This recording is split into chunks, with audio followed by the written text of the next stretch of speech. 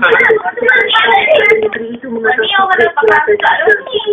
Ketua Sektor Penilaian dan Pendidikan Jabatan Pelajaran Terengganu Ahmad Syukur Mansur ketika mengumumkannya siang tadi berkata 26 calon sekolah dan 37 calon pendidikan mengikuti peperiksaan SAM tahun lalu.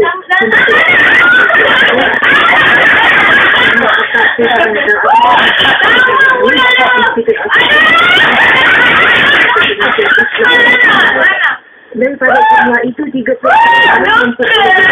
mumtaz. Pelajar memiliki 10 mumtaz.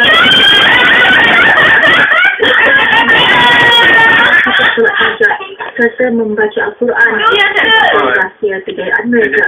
Dari satu fondasi. Jadi insyaAllah untuk perkongsian adalah rahsia kejayaan. Sebenarnya kita sebagai pelajar kena pandai menguruskan masa. Yang pertama sekali satu benda yang pertolongan sebaik bagaimana masa kita yang tolong Adam Allah. Kedua kejayaan Al-Quran dah tinggal mengajar semua dua. Setiap malam memang kena buat. Sebelum study tu semayang dulu baca Quran dalam 2-3 ayat ke supaya berkat sikit. Aduh!